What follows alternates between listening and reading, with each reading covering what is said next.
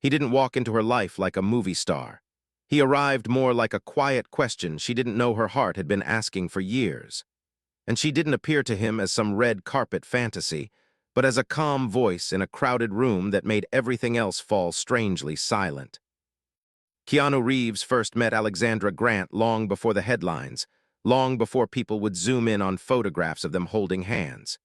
It was at a small, art-filled gathering in Los Angeles, the kind of evening where everyone was talking, but no one was really listening. He had come straight from a long day on set, shoulders heavy with the kind of tiredness that doesn't show on camera. She stood near the corner in front of a canvas splashed with silver and deep blue, a glass of water in her hand instead of wine, studying the paint like it had secrets to tell her. When their eyes met, there was no spark of instant romance, no sudden slow-motion moment. Just a sense of recognition, as if they had met somewhere in another life and had unfinished business.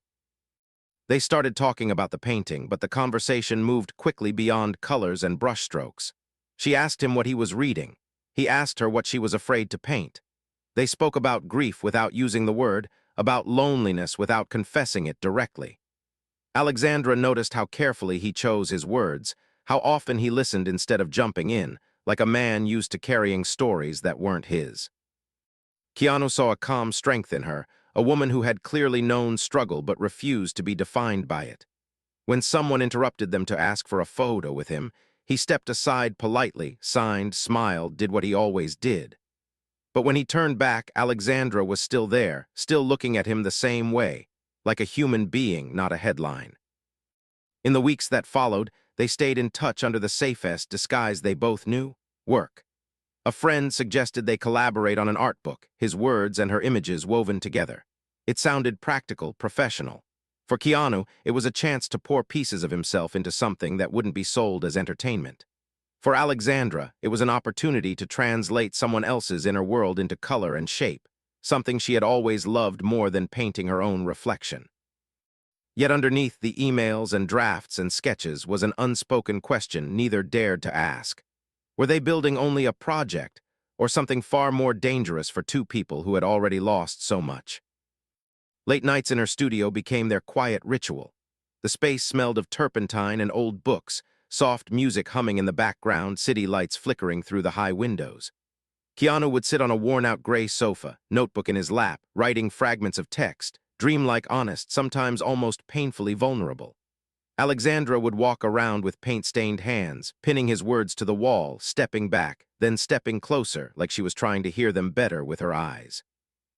Occasionally, their fingers would brush when he handed her a page, and both of them would pretend not to notice how that small touch lingered in the air longer than it should have. He kept telling himself he was just grateful to have found someone who understood silence. She told herself she was simply protecting their collaboration from the chaos that romance could bring. Yet the more time they spent together, the more their hidden wounds started to surface. There were moments when Alexandra would turn away quickly, blinking back tears she didn't want him to see after reading a particular sentence he had written about loss. There were evenings when he would fall quiet halfway through a story, his eyes drifting to a place far away, like he was remembering a life that had burned down without warning. She knew his history, everyone did, but she sensed something deeper behind the headlines, a private ocean of sorrow he rarely let anyone approach. And he, in turn, began to notice how fiercely she guarded her independence, how carefully she kept people at a distance, as if love itself were a beautiful storm she admired but refused to stand under. One night, as rain tapped softly against the windows of her studio, they sat side by side on the floor, drafts and sketches spread around them like fallen leaves. He read out loud a passage he had just written, a piece about learning to live with ghosts, about days when breathing felt like lifting a mountain. His voice trembled almost imperceptibly on one particular line, and Alexandra felt something in her own chest crack open. Before she could stop herself, she asked, in a barely audible whisper, "Do you ever feel like you're not allowed to be happy again?" The room went utterly still. He turned to her, really turned, eyes searching her face as if the answer to every unspoken fear might be written there. For a long moment he said nothing, and the silence between them was so fragile it felt like it could shatter with a single careless word. He let the silence stretch until it almost hurt. The rain outside grew louder as if the whole city were waiting with her for his answer. Finally, Keanu drew a slow breath and looked down at his hands. "All the time," he said quietly. The words were simple, but they landed in Alexandra's chest like thunder. "Sometimes I think happiness is borrowed, like if I hold on too tightly, life will come back and take double." His voice was steady, but she could hear that fragile place underneath, the part of him that had already lost more than most people ever would. For a second, she regretted the question, afraid she had touched a wound she had no right to touch. But then he lifted his gaze again, and there was no anger there, only an exhausted honesty that felt like trust. Alexandra leaned her head back against the studio wall, staring up at the ceiling where the shadows shifted in the lamplight. Her own confession slipped out before she could polish it into something safer. "I spent years convincing myself I didn't need that kind of happiness," she murmured. "That if I focused on my work, on my friends, on being fine, I could outrun the fear of losing someone." She gave a small, humorless laugh. "Turns out you can be very successful at pretending you're not lonely." The honesty startled her. She wasn't used to exposing the soft parts of her life, especially not to someone the world watched so closely. But here, in this quiet room, he wasn't the man on billboards. He was just a person sitting on a paint-splattered floor, listening like every word she said mattered. Something shifted between them after that night. The collaboration was no longer just about pages and images. It became a space where they both slowly unpacked the weight they carried. Keanu started sharing stories from his childhood, the unstable apartments, the long bus rides, the small acts of kindness from strangers that had kept him believing the world wasn't entirely cruel. Alexandra opened up about the years she'd felt invisible in the art world, dismissed for not fitting some polished, marketable mold, and how she had almost given up painting altogether. With every story, a piece of armor fell away. They still kept their distance physically, careful not to cross that invisible line, but emotionally they were drifting closer to a place neither of them had planned to go. The outside world, of course, had no idea. On film sets and red carpets, Keanu remained the same quiet, gracious presence, shrugging off questions about his personal life, changing the subject with practiced ease. In galleries and at literary events, Alexandra answered thoughtfully about technique and meaning, always redirecting praise toward her collaborators. Friends began to notice a subtle change, though, a steady lightness in him, a new steadiness in her. He laughed a little more easily. She seemed less guarded, more rooted. When people asked if they were a thing, both denied it with a smile, the way you do when you genuinely don't know what you are yet, and are terrified of breaking whatever delicate, unnamed bond has begun to grow. Inevitably, their work asked the question before either of them dared to voice it. As they assembled their book, Keanu wrote a passage about finding an unexpected harbor in another person, and Alexandra painted a series of figures moving through darkness toward a single, shared point of light. When they laid the final pages out on a long table in her studio, side by side, the pattern was unmistakable. Two people, walking separately through grief and uncertainty, slowly turning toward each other. Alexandra's throat tightened as she realized what they had done. Without ever calling it love, they had spent months documenting the exact shape of it. The first real crack came one afternoon when the publisher called with good news.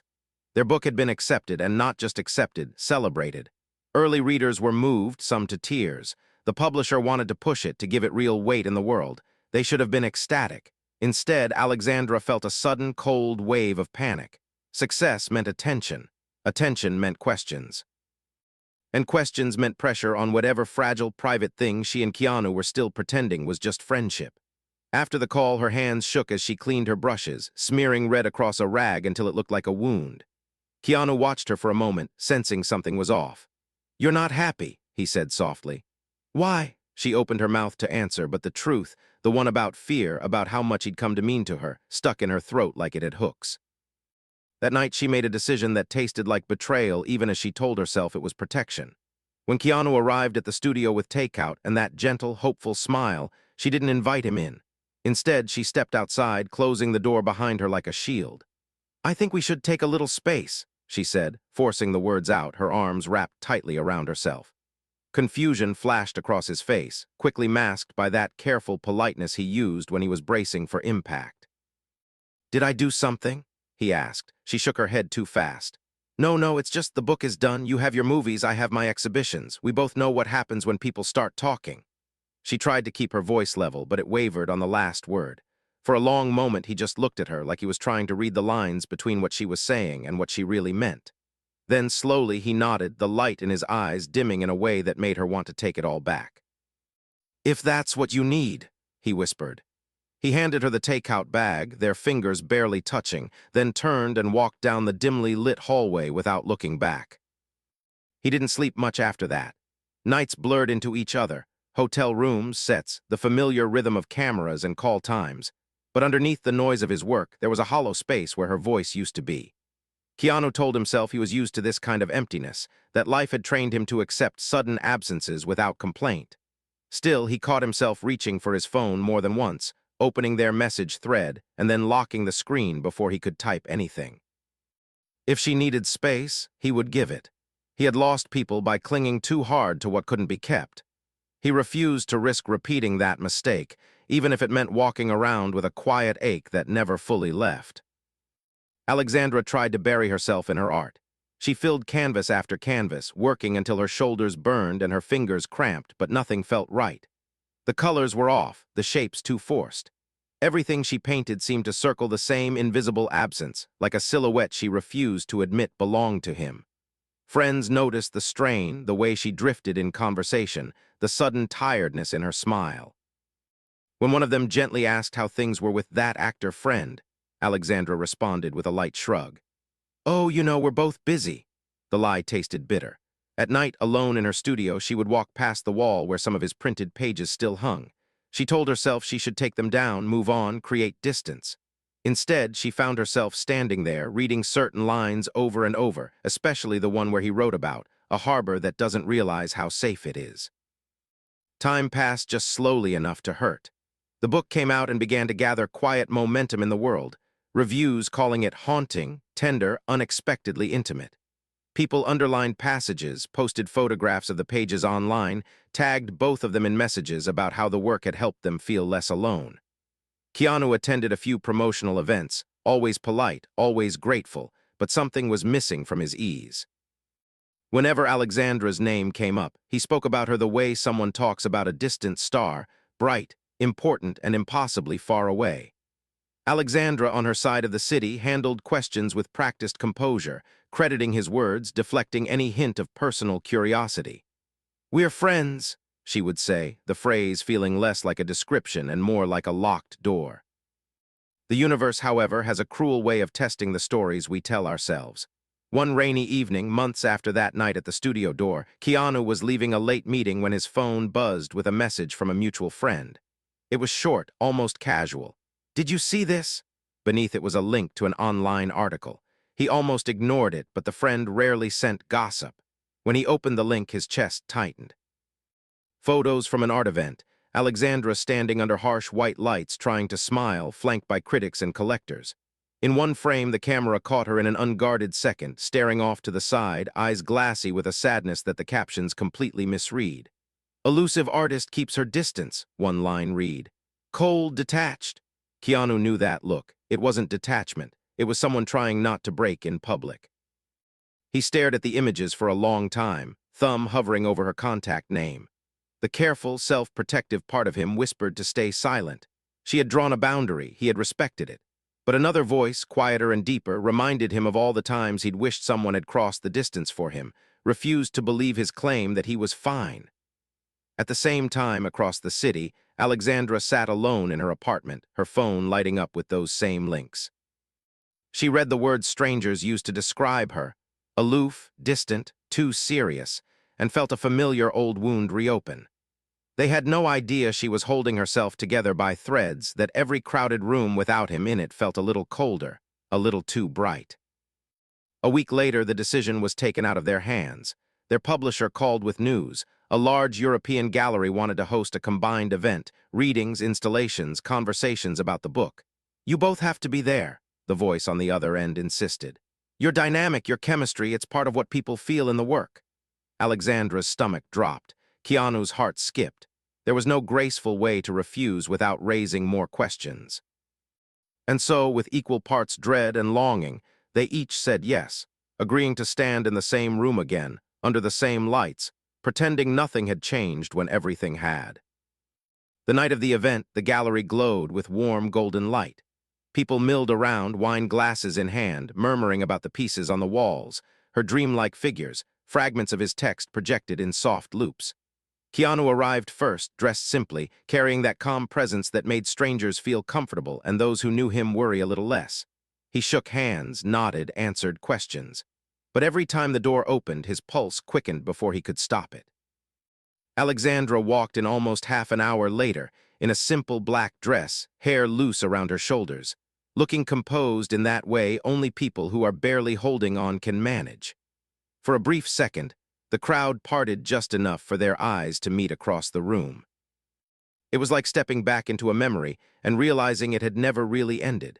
Neither of them moved at first. The gallery noise faded to a dull hum around them, replaced by the loud, uneven beating of hearts that had spent months pretending not to care. Then someone from the staff called his name, someone else touched her arm, and the moment snapped. She turned away to greet a curator. He allowed himself to be pulled toward a small cluster of journalists. Through the rest of the evening, they orbited each other like hesitant planets, always aware, never colliding. He read a passage from the book, his voice catching almost imperceptibly when he reached a line he remembered writing in her studio. She stood at the back, fingers digging into her own wrist, wishing she were brave enough to leave or brave enough to stay completely. Toward the end of the night, a moderator invited them both onto a small stage for a casual conversation about process. They had rehearsed this before, long ago, two artists talking about collaboration. But now, as they sat side by side under the soft glare of the spotlights, every word felt like walking across thin ice. The questions started harmlessly enough. How had the project begun? What surprised them about working together? They answered smoothly, professionally. Then came the question that sliced through the performance. "There's a deep sense of shared vulnerability in this work," the moderator observed. "Did the process change your relationship with each other?" The room went quiet. For once, there was no pre-planned answer, no safe phrasing to fall back on. Keanu felt the weight of dozens of eyes, the expectant hush, the familiar instinct to deflect with a gentle joke. Next to him, Alexandra stared down at her hands, then out at the audience, then finally at him. Her eyes held all the things they hadn't said, all the nights they had both spent trying and failing to move on. In that suspended moment, with strangers watching and cameras ready, she drew a breath as if about to speak the truth she had run from for months. She exhaled, and for once she didn't reach for the easy answer. "Yes," Alexandra said, her voice softer than the microphone wanted it to be. "It did change our relationship." A tiny ripple moved through the audience. She could feel Keanu's gaze on her, steady and searching, but she kept her eyes forward as if the only way not to fall apart was to look at anything but him. "When you work this closely with someone," she continued, "when you share the parts of yourself you usually hide, it's impossible to stay the same."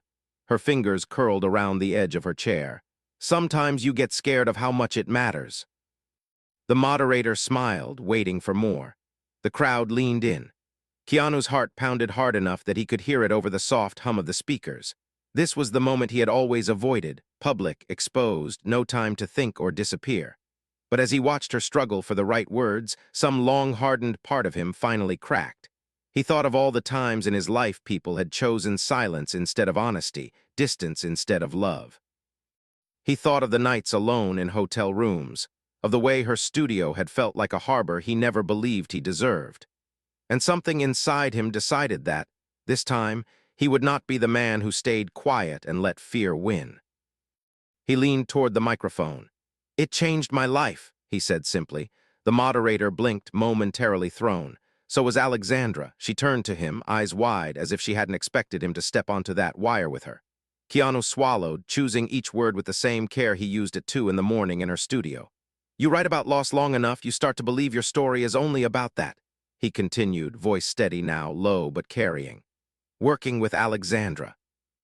It reminded me that my story wasn't finished, that I was allowed to feel joy again, even if that scared me, especially if it scared me." A hush fell over the gallery so complete it was almost holy. Alexandra's throat tightened. Her instinct screamed at her to retreat, to laugh and shake her head and redirect the conversation.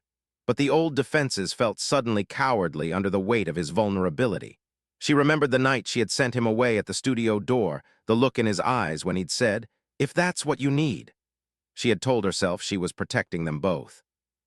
In truth, she had been protecting herself from the possibility of losing someone she hadn't even allowed herself to fully have. For once, she decided to be as brave for him as he had just been for her.